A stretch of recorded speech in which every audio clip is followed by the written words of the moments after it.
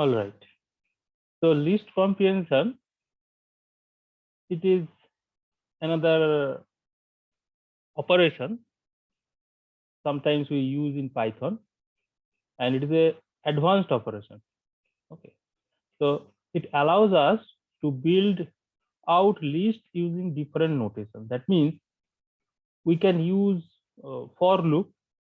And what is the structure of for loop? Generally, we have used for loop in this way, that for I in some variable or some list or some string, whatever, then after colon, some calculation we are doing or some operations we are doing next, and then we are printing that thing. Okay.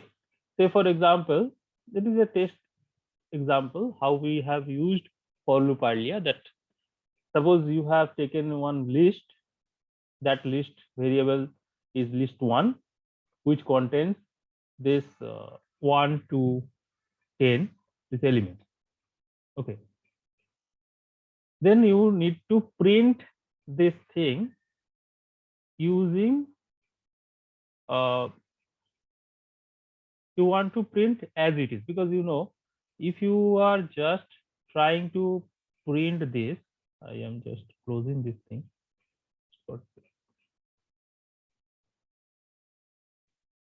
What will happen if you are trying to print this list? So what will happen?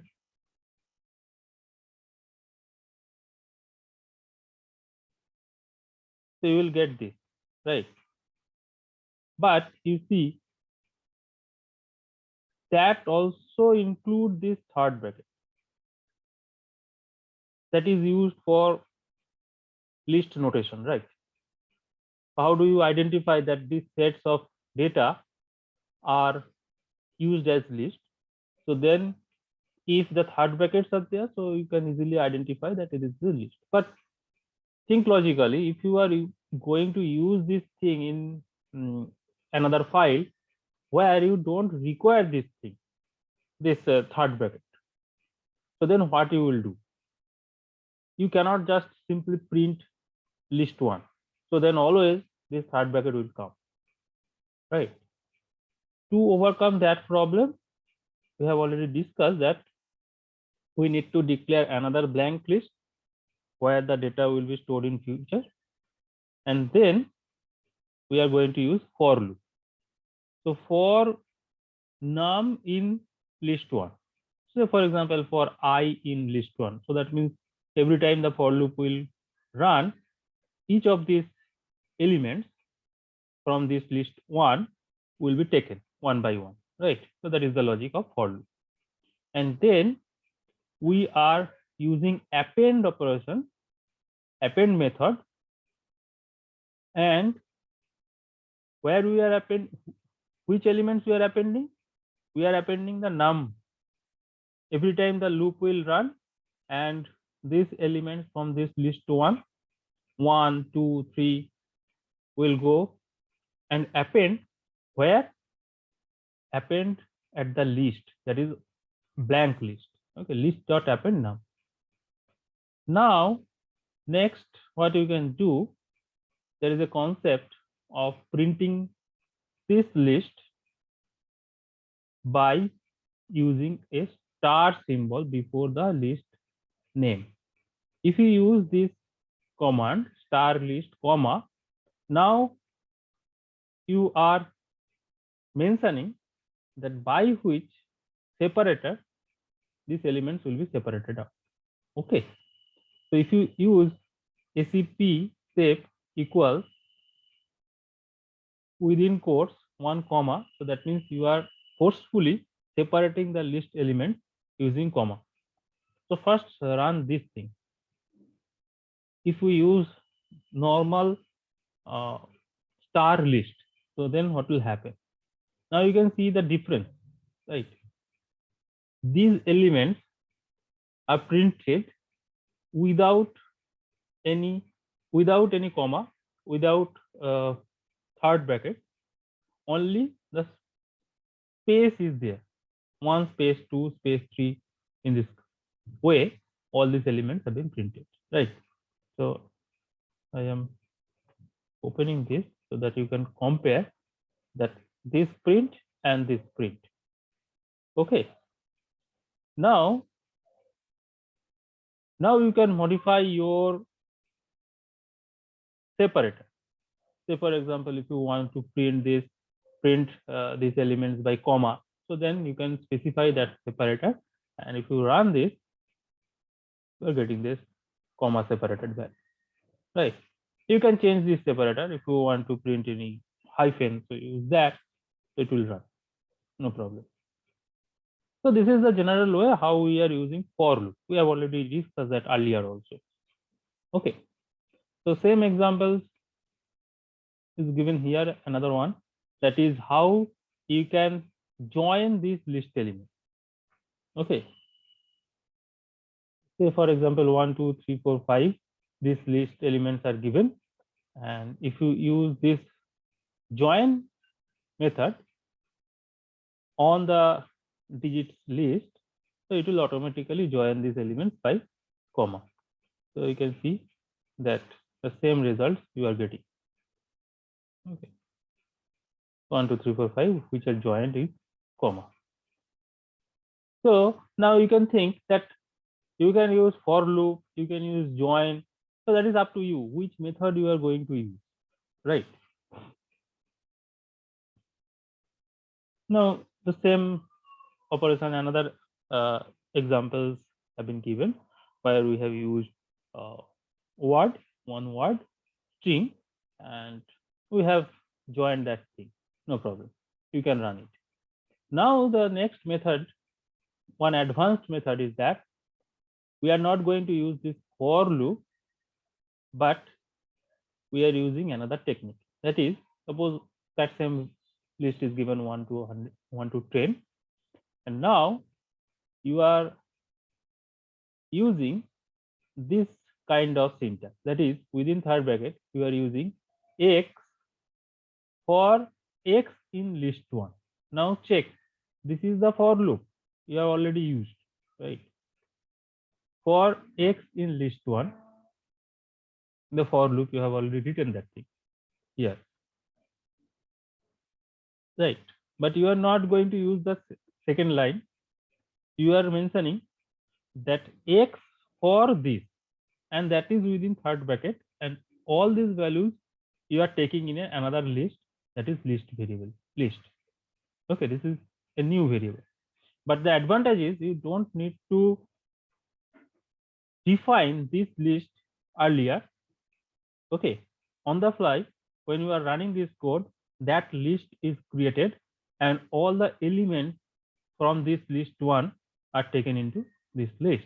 Now you can print the list. Okay, and you are getting the same thing. All right, so whatever you have taken in this list 1, just that list you are printing using one technique which is known as list comprehension. Okay, earlier you have used for loop with 2-3 lines of code. Now you can write the same thing with one line. Okay, even if you are just writing this, so you will get the same result, right? Because all these elements are there, and you are just collecting those elements into the list, and you are printing this new list. Okay, so that is the idea of list comprehension. Okay, so who have asked this question in the last class, if you are here, so hopefully you understood this thing, what is list comprehension. Now you can use it in different ways, like if you want to grab all the letters present in a string, so same way you can write x for x in word, and on the letters you are storing in lst, that is a variable name. Now if you run this, you can check that all the words all the letters of this word are taken into a list. Okay. All right. Say for example, why this kind of list comprehension are used in Python. So sometimes to calculate something, okay, we can apply this thing to calculate something. Say for example, you want to square the numbers in range. Suppose uh, you have taken 0 to 10 these values, and you want to square each of these values. Okay. So if you are using for loop, you need to write 2-3 lines. But if you are using this list comprehension, you can do that with one line. What is the idea? So how you can extract, how you can get all the values from 0 to 11? You can use range operation, right? We have already discussed about range. Now for x in range 0 to 11, what is your goal? You need to square the values of x, right? So that is written at the beginning. X multiplied by 2 star, that means square. So every time it will get one value that will be squared, and that will be collected in this new list. Okay, if you run this, you are getting this. Now you can check that every element in this 0 to 11 list are squared. And I think you understood that even I have used 11, I am getting 100, right? So can anyone tell me what is going on here?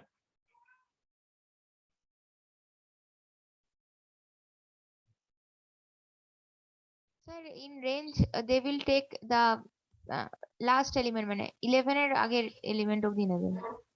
Yes, that means it is n minus 1 rule, following the n minus 1 rule. If n is the last number in range, stop index, actually it is following the index position, so it will go up to 11 minus 1, right? Yes. Okay. Similarly, you can add if statement with list comprehension. Now in this one line, you are actually checking the even numbers in a range. Okay, so can you explain this code, anyone? What is going on and what will be the output using the same? Sir, if x element it is if modulus of x element is 0, it will be added in the list, I guess. Right, so what will be the output? No, 2 4 6 8 10. 2 4 6 8 10. Okay, let's check. 0 2 4 6 8 10. Okay, 0 is also included, because if it is 0, so then that 0 will be included in this list, right? So 0 will be there. Okay, so this is the example how you can use if statement in list comprehension. And you can do complicated arithmetic also, like suppose one list of Celsius values are given, and you want to identify the Fahrenheit values. So you can set this formula with for loop for temp in Celsius. So all these temp will be converted to Fahrenheit by using this Fahrenheit formula. Okay, and another example, it is something complicated in nature, because here nested list comprehensions are used. So I think first you grab the other basic formula, and then you will understand what is going on here. Okay, so I am not going to complicate this thing. If you need, you can first test this list comprehension. If you can do this, so then go for the complicated one. Okay, You don't need to use this thing unless and until it is required, because if you can use in your code in simple way for loop, that is enough for now. Okay, suppose you are writing 1,000 lines of code, and there if you can shorten some lines using this list comparison, then it is okay.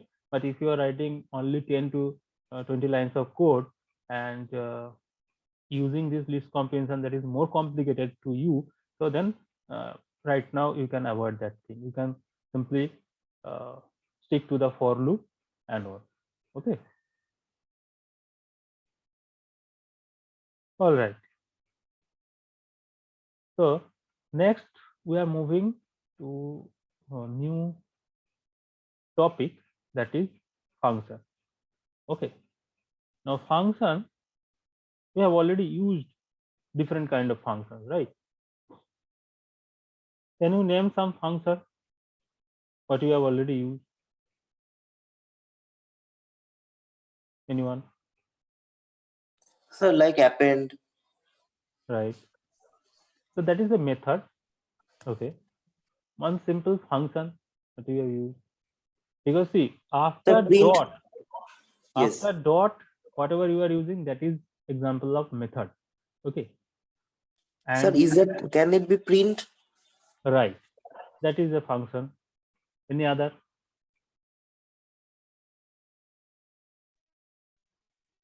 Range. Range. Okay, and one simple case is length, that is len, len, right? Now these, all these are examples of inbuilt function. You are not writing the code which are behind this function, that is already written.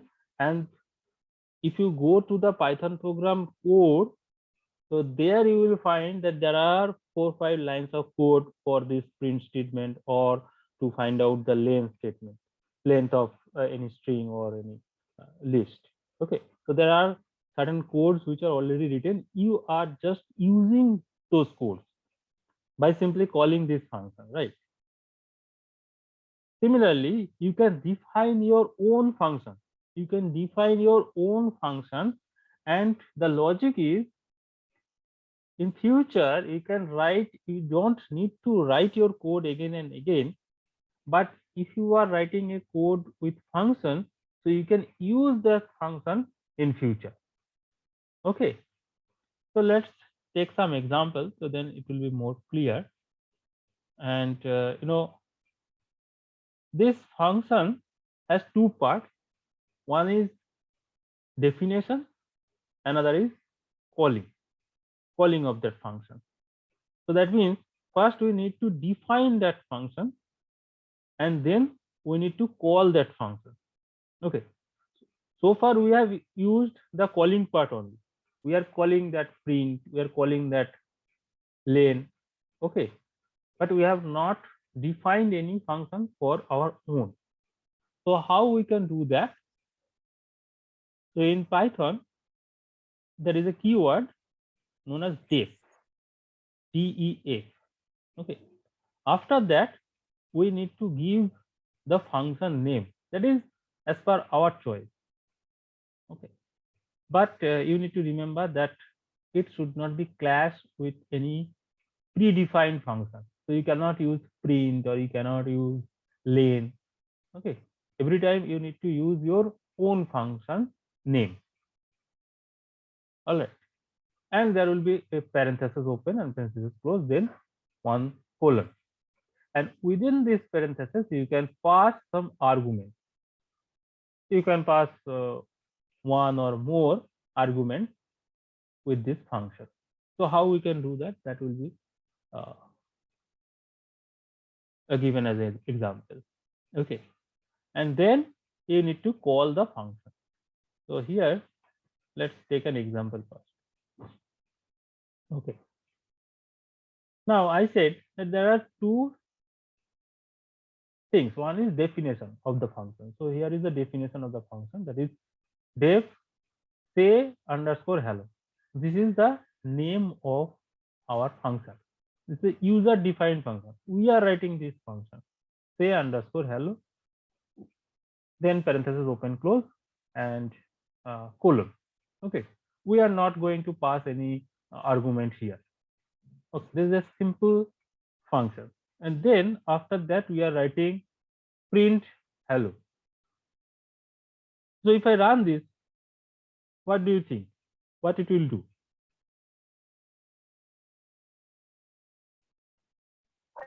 It will not do anything. So everybody understood why he is saying that it will not do anything.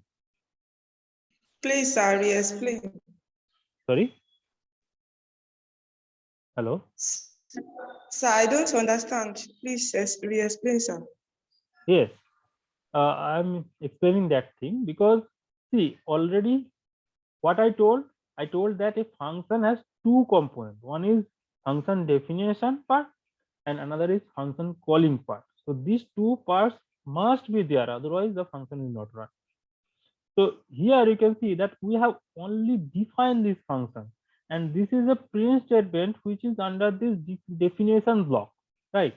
So even if the function will run, see, I am running this thing, it is run, but you cannot see the print statement here, or the hello word is not printed here. Why? Because we have not called the function so far. So next line you need to use say hello, say underscore hello within the including the parenthesis, and this is the function calling part. Okay, so if you run this, then only you can see that whatever command you have used in print, so that is printed. Okay, so this is the idea that Python actually read the code line by line. So it will read the first line, it will say okay, that is the definition. It will go to the next line, okay, that is a print statement. And if you just run from here, so it will not find any calling part, so it will not show anything. But if you write this line, so then it will go back to the function and it will connect this thing again with the function, previously defined function, and then whatever is there, that will be printed. So this is the idea. Okay, now we will see a lot of example and then it will be more clear. And if you understand this logic, so then you can write a function, simple function, to find out the length of a string. So that I will give you just now. And before that, I am giving another example. Suppose you want to greet lots of people. So for that, what you can do, you can just define one function named greeting, and now you are passing one argument, that is name. Okay, and you are trying to print the name. See, here you have used one word, a random word, you have just print. But when you are trying to pass some argument, so you can print that argument also, and every time that argument will be changed. Say for example, if you are trying to use that function like greeting with ABC, so you are passing ABC as an argument, so it will go there and it will take the name, will take this ABC and that will be printed. Similarly, the next greeting XYZ, that will be taken by this name and that will be printed, and same that will go and that will be printed. So you can so first one by one you can use one. Okay, so I have not run this thing. So it is showing that hello ABC, right? Sir, can you just repeat this part? Okay, say for example you want to pass some argument. Earlier example we have not passed any argument, right? So what is the advantage of using some argument? So that you need not specify the person's name multiple times within the function within the function body. Okay, this is the body of the function. So you are not mentioning individual's name here, but what you can do, you can use some argument, and that argument you can print. Okay, so if you use this technique, so if you are using function with argument abc, so you can check that abc, this argument is taken by this name variable, so that is the argument, and that argument is printed. So you can see that it is printing hello, then the name. That means here you have used abc, so that's why abc is printed. So similarly, if you use xyz, so it will use hello xyz. So every time this argument is changing, okay, and it is printing as it is. Are you following? What? Sir, why modulo s is used and not printed? No, that is a print statement, but it is a different format. You can use okay, so you can use simple print hello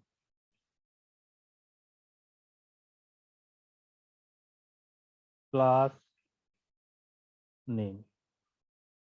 Okay, you can do that. You can concatenate this thing, right? Yes. So the same output you will get. This is just a format. If you look back to the print format, so then you will find that this is another format, percentage s method. Okay, and if you are going to use this syntax, this format, so then you need to use percentage, then within the bracket the variable name. That's all. So you can use this one or you can use this one, no problem with that. But the logic here is you are printing the name what you are calling. Okay, this is a calling part. Whatever you are calling, that name is printed out with this code.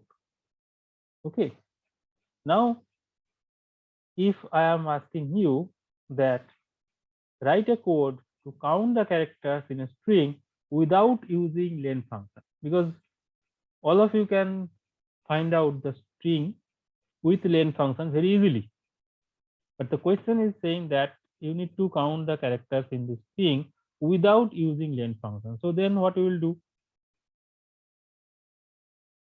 Forget about this function right now.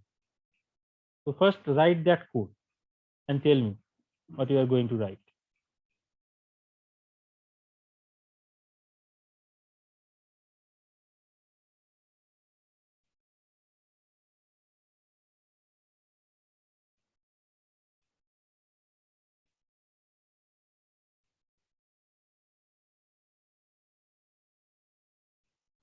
What you will do?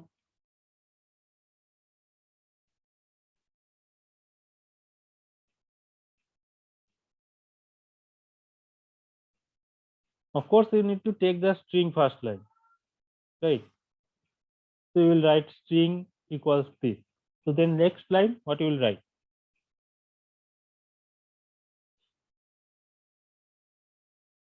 What? Sir, then can we write print print len string? So read the question. In a string without using len function. Okay. So using len, it is easy. All of you can do that. But what will be the logic if you need to identify the number of characters or number of elements in this string? So what logic you will apply? So just tell me what you will do. Sir, I'm not telling the code, I'm just telling the logic. We can run a for loop and Right. we can eliminate each word and I equals to I plus 1. Right. But I do not know the code to eliminate each word. No, you don't need to eliminate each word. You can increase the for loop number, right? So if you are writing Huh. I equals to 0, so then every time that if you increase that I plus 1. So that will be enough, right? Isn't it? Yes, sir. Yes, sir. Yes, sir. And you can get the output. So like this way, see, count equal to 0. So that is count equals to 0. So that is your what I said, just counter. You need to set I equals to 0. Okay, you need to set this counter first, and then for I in string you increase the counter, and then you print that count, right? The simple logic. If you do that, you will get 4, right? Now, so that is exactly the Python is doing when you are using the len function. Got it? So that means they are using this thing, this 4 line. So now your job is to customize this len function. Suppose you want to write your own function, and that function name, suppose str underscore len. Now you try to write this code, so then you will understand that how you can write the user defined function. So I am showing the first line here. So def str underscore len within parentheses string, then colon. So next line, what you will write? So this is the definition part, and next is the body of the function. So you need to write the body of the function. So what you will write? Sir, can you please repeat what will we have to print? I was just out for a bit. And customize length in what way? So now I'm saying that you are going to write one function that is named as str underscore len. You can see that last line, str underscore len. Yes, sir. Yes, sir. And if you Yes, sir. use this str underscore len, so then that will count this thing, string value, string element number. Okay, that will print 4. Instead of len, you will use str underscore len. That is your defined function. Okay, so for that, what you will do? So first, obviously, you need to define the function. So I have already given that thing. Def, the function name within parentheses, the string. That means this variable string. After colon. So if we write the exact same, if we write the exact same code without going outside the colon, I mean, not breaking the Right. not going outside sequence, Right. then will it be printed here? Will it be Right. accepted as the new Function. Right. New function. Right. So exactly same lines you are writing. See, count equals to 0 for I in string, count plus equal to 1, and then instead of print count, we are writing return count. Now you can ask me what is return then. Okay, I will show you the use of return, but before that, just wait for a second.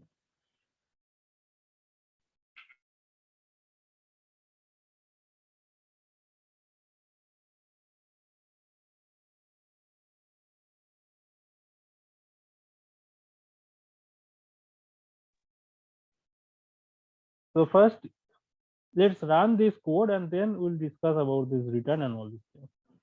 So this much return count, these are all in the same block function definition, right? Then we are writing string equals to a. Say for example, you can use ABCD instead of this, A B C D. and then you are printing your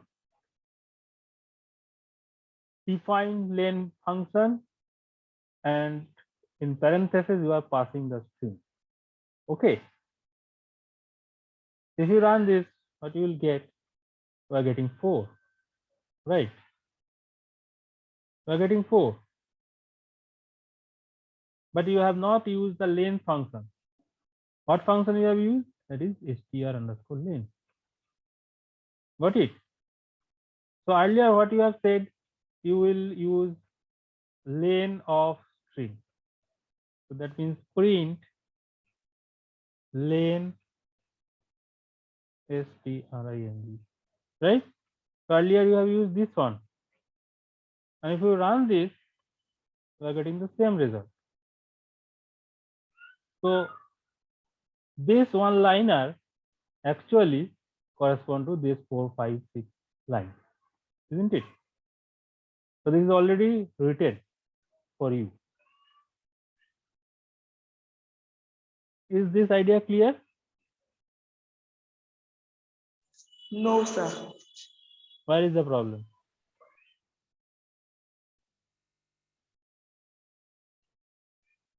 Can you tell me where is the problem? I have not explained return, otherwise I have explained all these things. What is going on here, what is going on here. You are calling this function and you are printing these values. So that's why you are getting 4. And this is already, you have used this line using len, right? So exactly same output you are getting. Now tell me, is there any problem except this return?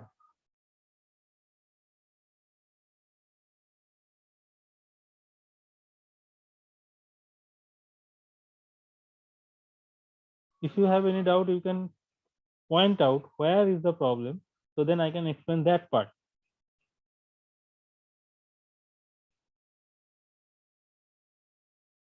Sir, my problem starts from where you stated that we should not use write a code without using lens. What's your problem? I am not getting you. Can you repeat? I said my problem starts from where you stated that we should write a code without using lens. Okay. So see. Now just look at this segment. Okay. We have not used this len function to count the character of this string, right? We have not used len, but we have used these 7 lines of code to do that. Otherwise, what you could do, you could just take the string that is given, that is this string, sorry, this string, and to print the len of string, right? If you do this, you will get 4 because it will count the elements in the string and it will give you the result. No problem with that. But the question given that Yes. the question is given that you cannot use the len function. So there is a predefined function, that is a predefined function that you cannot use. So then what you can do, you can define your own function. So this is your user defined function. Okay, str underscore len, and you need to write 4, 5 lines of code so that you will get the same output. 4. Understood? Yes, sir. Okay. And now comes return. Now you can tell me, okay, so if we write print count, so what will be the problem? We can write print and it will be printed, isn't it? Yes or no?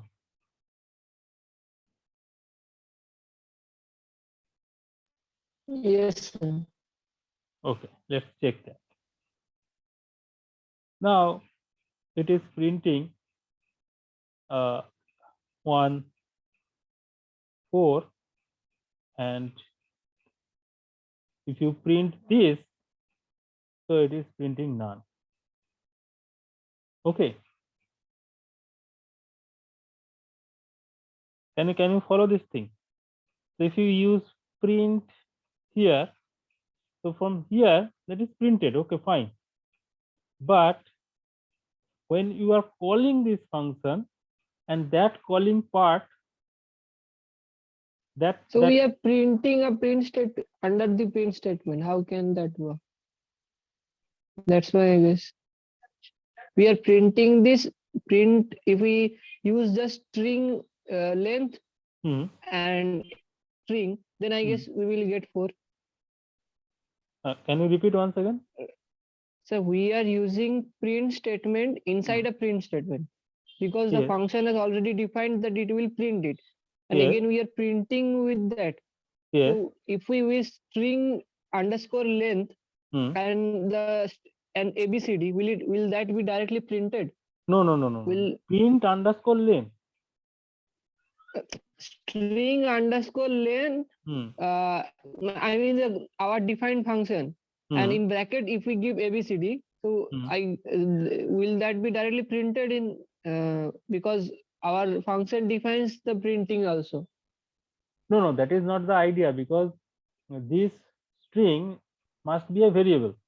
Otherwise, what is the use? You cannot use the total string, given string here. Otherwise, it is of no use.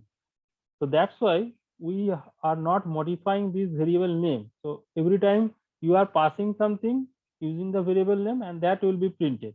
That length of the characters will be printed. But my point is, if you are using print statement from this definition part, so then that 4 is printing, no problem with that. But actually, when the calling part is going on, so then nothing is returned to that calling part. Okay, and that's why it is showing none. This is a give and take policy. Like, first you are asking that, okay, so you when you are calling this function, okay, so it will jump to the first line. So it is linked, just like a reference. Can you understand that thing? So just like a reference. So when you are studying some book or article, so there you will find that within the bracket some numbers are given. Okay, say for 1, 2, 3. So those are the article number, reference article number. So if you click on that, it will jump to that article number, right? Have you seen that thing? If you have studied any kind of article, I think all of you have seen that. Like the hyperlinks. Hyperlinks, like, right. So here also you are creating such hyperlinks that when you are calling that thing function name, so it will go back to this function again. Okay, and calling part you can use anywhere from anywhere in the code. Say for example, you have written 1,000 lines of code, and after this function definition you have used another function definition, then another function, then another function, and at the last you are calling that function, first function. So that is also possible, no problem with that. You can call from anywhere of that total code. So now when you are calling that function name, so it will go back to this function only, not any other function. Okay, and then it will do the job whatever you have said here. And if you print that thing over there, so it will be printed. But when you are calling that function, in that calling part, they are not returning anything. That is the problem. So that's why you cannot print it directly. You can, for checking, you can print this. But when you are trying that the function will return some value, so then you need to use return keyword. Okay. So what value here that will return? It is count value. So you are using return count, and it will associate with the calling part. It will go back to that part and it will print that. This is the idea. Now if you check that, it is printing 4, but that print is here, okay, not inside the function. So that is my point. So what if we use the print statement in the definition and we do not use the print statement Yeah. Okay. outside it, but Okay. So we just call the function? yes. So what will happen then? You check. So where is that? String length. This. You are saying this, right? We have used print Yes, sir. Yes, sir. inside the block, and now you are calling this. Okay. Yes, sir. I do not want to use the print that is Yes. just below the Yes. string equals to ABCD. Okay. So what will happen? You can check that this print. Okay. So it is. Yes, sir. It will give it is giving that. Yes. So now you can check what is happening. So there is a print, and you are trying to call that thing only, right? This is the problem, right? Yes, sir. Now you can see that Yes, sir. it is printing this one only, but not the return thing. Okay, this is not printing this value. This is printing from here. Now you cannot use that thing in future because you have not stored that value anywhere. What's the point? Okay, if we use that in another cell, Yes. then it will not work. No, not the thing. Okay, sir. So you Got are it. saying that if you use this one, and then what is your problem?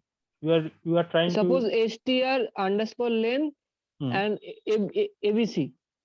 So what will it give the? so this one. Will it work here? Here it will work. Instead of string, I use I want to use abc like that. No, that is not the idea. Some other. Yes, so then you need to change Okay. here. So then you need to change your input value, right? So you need to change this here, not the variable name. So you can directly use this one. Oh, You are trying to do this, I am saying that. Yes, sir. so it will work. But you are fixing that thing. You are Okay. fixing this string here. So that's why it is working. But the idea is if you are printing from here, this print, so you can see that that 4 is not printing because you are not using that one. Just let me incorporate this in this cell. Okay. Now you can see that this 4 is printed from here only. Okay, but using the same concept, you are using 12 character length. It is printing 12. No problem with that. But you are not storing this value anywhere. Have you stored this value anywhere? No, so sir. how you will use this value in future? We can define another variable. Yes, that is A going equals on to here. string underscore len and this. Yes, so that is going on here. I got it, sir. So this is going on here. Now you print this thing. See, sorry, what happened? No, you cannot use this thing. You cannot this thing. You cannot do this thing. So that's why. So it is not returning anything. You have blocked this return value. Okay, and that's why you cannot store. Okay, this. got it, sir. What, sir? Okay, so every time you need to return, and then you can store that thing like this.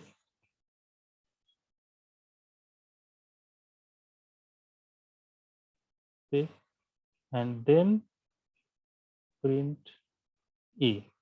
Okay, I'm just blocking this one, and print A is there already. So now Okay, what is the problem? Now it is working. You can see that. This is printing from here. Okay. So in earlier case, you cannot run. You cannot print using this syntax because nothing is returned back to this function. That is printing from the definition value, definition body itself. Got it? I think it is clear now.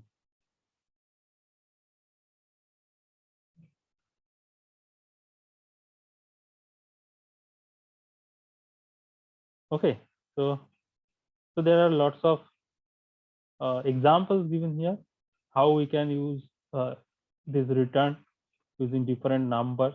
So this is one example, and then we can check how we can check some values inside this definition point, if else using for, and then we can pass that function to check the values prime number or not. So this kind of problem we will discuss in the next class. Okay, so there are lots of problems associated with this function. All right, so today there is not much time available, so I'll stop here and tomorrow we will meet again. Okay, all right. And if you have any doubt, you can ask me tomorrow also. No problem with that. Bye now.